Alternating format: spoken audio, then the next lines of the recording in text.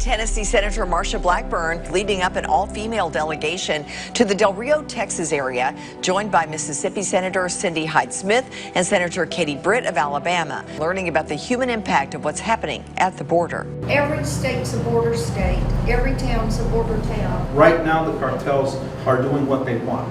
This administration is doing nothing but emboldening those cartels. Eagle Pass is where it seems to be that people are coming across right now. You've also got the traffickers who are very aggressive and very active here. Every single one of these clothes and shoes, pairs of shoes, has a story that goes along with it.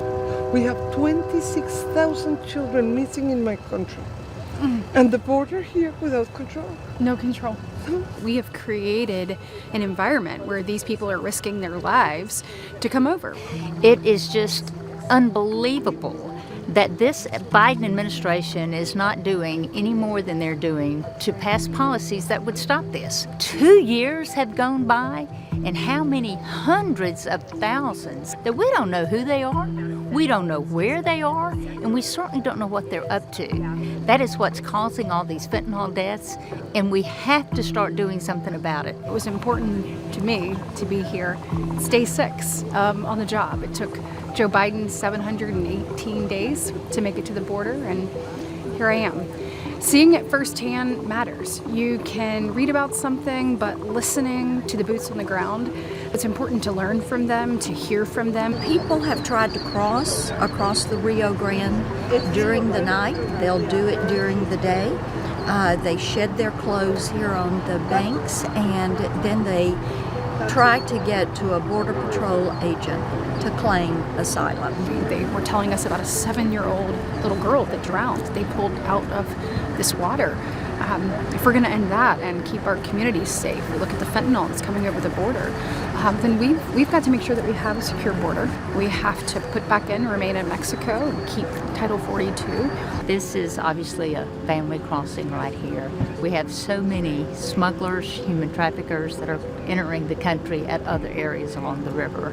People have drowned in this area. A lot of people were rescued in this area because they were struggling. Their policy was literally encouraging this to happen. There's 2 children with them, and it appears that they're going to get in this freezing cold water and try to swim across. But we're watching the illegals right now, and we will actually watch them enter this country illegally. And guard, as you see, they're standing by in case somebody goes under or gets swept away. That's why. But otherwise, there's nothing they can do. No, they're that's all they're there is just for an emergency.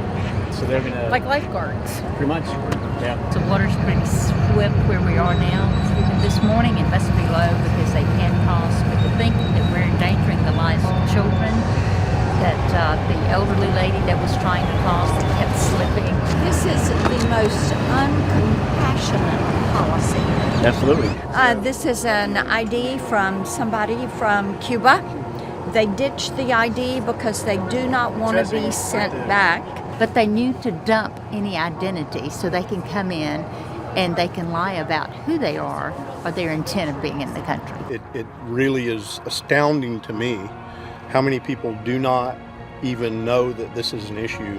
It's every day here. So it's very, very unfair to the people here close to the border, but it is unfair to every American. We've also heard from victims of human trafficking, and let me tell you, those stories are gut-wrenching. As she talked about being abused from the time she was 5 years old to actually being trafficked between the ages of 12 to 16.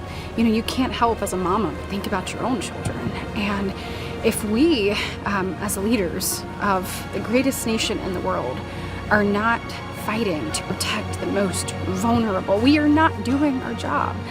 And this is what President Biden and Vice President Harris need to hear, to see that there are children's clothes and all of that debris.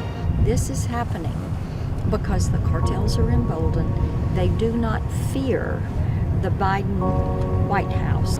They feel like, as the immigrants have said, the illegal immigrants have said, the borders are open so we can come.